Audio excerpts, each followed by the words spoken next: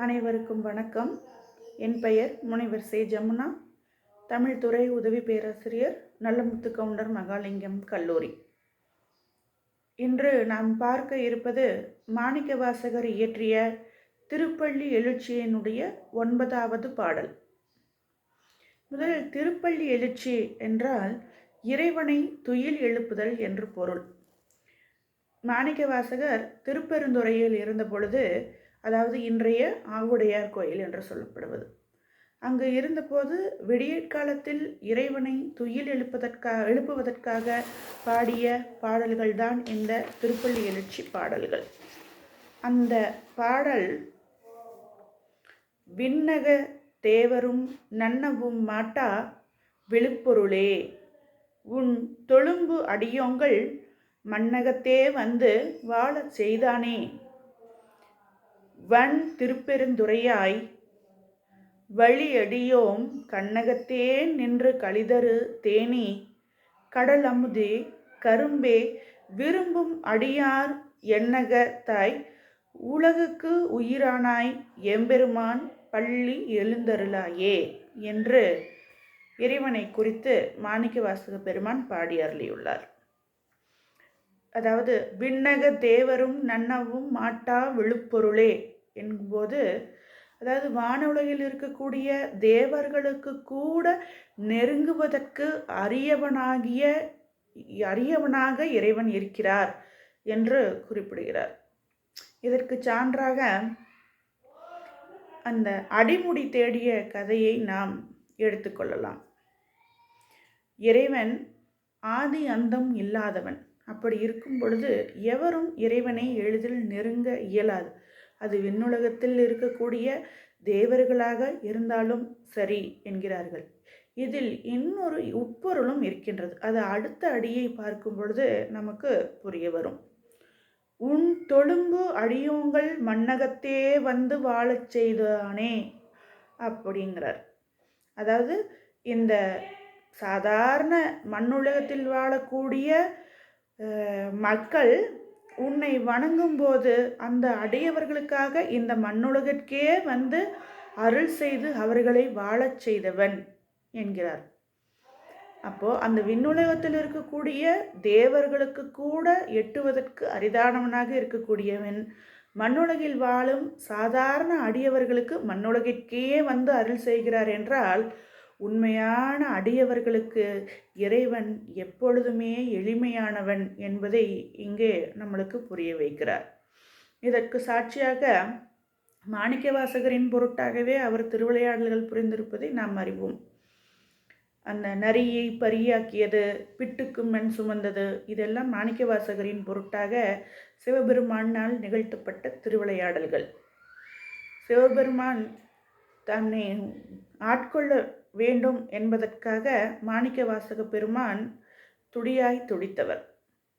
ஒரு முறை பாண்டிய மன்னனினுடைய அமைச்சராக இருந்தவர், அதாவது அரிமர்த்தன பாண்டியன் மதுரையை ஆண்டு கொண்டிருந்தான்.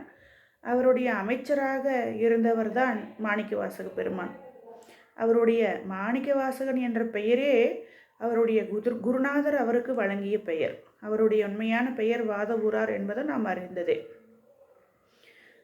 அந்த சமயத்தில் இறைவன் மீது ஒரு நாட்டம் அவருக்கு உண்டு.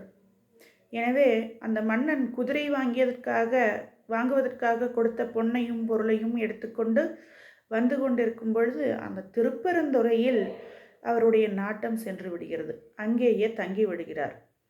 அங்கு ஒரு மரத்தடியில் தன்னுடைய குருவை காண்கிறார். சிவஞான போதத்தின் மூலமாக இறைவனின்பால் ஞானம் பெற்று அங்கேயே தங்கி விடுகிறார். இந்த நிலையில் இறைவன் அவரை ஆட்கொள்ள நினைத்து சில விளையாடல்களை செய்கிறார். அப்போது மாணிக்கவாசகர் தான் கொண்டுட்டு வந்த பொன் பொருள் போன்ற குதிரை வாங்குவதற்கான செல்வங்களை எல்லாம் திருப்பெருந்துறையில் இருக்கக்கூடிய ஆவுடையார் கோயிலை பராமரிப்பதற்காகவே செலவழித்து விடுகிறார். இந்த நிலையில் மன்னன் காவலர்களை தூது அனுப்பி மாணிக்கவாசகரை குதிரை என்ன ஆயிற்று என்று கேட்டபோது, அந்த ஞான குருவாக இருந்தவர் ஆவணி மூல நட்சத்திரத்தன்று குதிரைகள் வந்து சேரும் என்ற கருத்தை கூறி அவர்களை அனுப்பிச்சி வைக்கிறார். அதே நாள் குதிரைகள் மன்னனுடைய அரண்மனைக்கு போகின்றன. அந்த குதிரையை வழிநடத்தும் தலைவனாக சிவபெருமானே போகிறார். போய் குதிரையினுடைய வண்ணம், நடை, அழகு இதெல்லாம் சரிபார்க்கப்பட்டு கொட்டில் கட்டப்படுகிறது. அன்று இரவே குதிரைகள் எல்லாம் நரிகளாகி இருந்த குதிரைகளையும் கடத்தி குதிரை விட்டு காட்டுக்குள் ஓடிவிடுகின்றன. இதனால் மாணிக்க வாசகர் தண்டனைக்கு உட்படுத்தப்படுகிறார். மாணிக்க வாசகரினுடைய தன்மையை மற்றவர்களுக்கு புரிய வைப்பதற்காக வைகையில் வெள்ளம் வர வைக்கிறார் இறைவன். அந்த வைகையில் வெள்ளம் அடைப்பதற்காக ஊருக்குள் குடும்பத்தில் ஒருவர் நியமிக்கப்படுகிறார்கள். அப்போது அங்கே வயதான பிட்டு வைக்கக்கூடிய வந்தி என்ற கிழவிக்காக இறைவனே கூலியாளாக செல்கிறார். போனவர் போன வேலையை செய்யாமல் ஆடுவதுமாக, பாடுவதுமாக, விளையாடுவதுமாக, ஓய்வெடுப்பதுமாக இருக்கும் பொழுது இவருடைய கரை அடைபடாமல் இருப்பதனால் மற்றவர்களினுடைய கரையும் அடைபடாமலேயே இருக்கிறது. இதை கண்காணிக்க வந்த பாண்டிய மன்னன் அவர் முதுகில் பிரம்படியை கொடுக்கிறார். அது உலகத்தில் இருக்கக்கூடிய அத்தனை உயிர்களினுடைய மேலும் விழுகிறது. அப்போது மாணிக்கவாசகரினுடைய அருமையை மன்னன் புரிந்து கொள்கிறான். தன்னுடைய அரசாட்சியை தாங்கள் ஏற்று நடத்தும்படியாக மாணிக்கவாசகரிடம் கேட்க அவர் இறைவனுக்கு திருப்பணி செய்வதே என் வேலை என்று அங்கிருந்து நீங்கி விடுகிறார். இவ்வாறாக இந்த திருவிளையாடல் நிகழ்கிறது. அதனால்தான் மாணிக்கவாசகர் அந்த திருப்பெருந்துறையில் பாடும் பொழுது வானுலகில் இருக்கக்கூடிய தேவர்களுக்கு அரிதாக இருக்கக்கூடிய இறைவன் மீது உண்மையான அன்பு கொண்ட அடியவர்களுக்கு தானே வந்து காட்சி கொடுக்கக்கூடிய எளியவனாக இருக்கிறார் என்று இங்கு பாடுகிறார். அடுத்ததாக திருப்பெருந்துறையாய் அதாவது அந்த சிறப்பு மிகுந்த திருப்பெருந்துறையில் எழுந்தி அருளி இருக்கக்கூடிய இறைவனே அப்படின்னு சொல்றார். வழியடியோம் கண்ணகத்தே நின்று கழிதரு தேனே என்கிறார். அப்போ உன் கண்களின் அருளாலே பார்ப்பவர்களுக்கெல்லாம் பேரின்பம் தருகின்ற தேன் போன்றவனே என்கிறார். கடல் அமுதே அப்படின்னா கடல் போன்ற ஆழமுள்ள அமுதம் போன்றவனே. கரும்பே கரும்பு போல அடியவர்களுக்கு இனிமையை மட்டுமே தரக்கூடியவனே. விரும்பும் அடியார் எண்ணகத்தாய் அப்படிங்கிறார். அதாவது உன்னுடைய பரிபூர்ண அருளை விரும்பக்கூடிய அடியவர்களினுடைய மனதில் என்றும் நிறைந்திருக்கக்கூடியவனே அப்படின்னு சொல்கிறாங்க.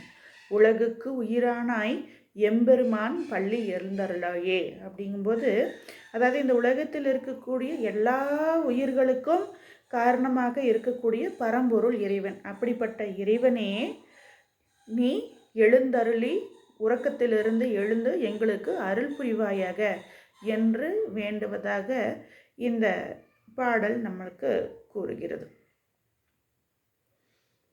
அப்போ இந்த பாடலின் மூலமாக என்ன சொல்ல வர்றாங்க அப்படின்னு சொன்னால் அதாவது அணுக முடியாத உயரத்தில் இருக்கக்கூடியவன் யாருக்குன்னா தன்மேல் உண்மையான பக்தி இல்லாதவர்களுக்கு.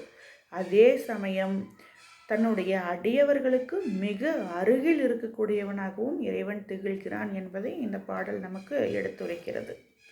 இதோடு இந்த பாடல் நிறைவடைகிறது. எனக்கு இந்த ஒரு நல்லதொரு வாய்ப்பினை வழங்கிய வாகை தமிழ் சங்கத்திற்கும் தமிழ் சங்கத்தினர் அனைவருக்கும் எனது மனமார்ந்த நன்றியை தெரிவித்துக் கொள்கிறேன். நன்றி.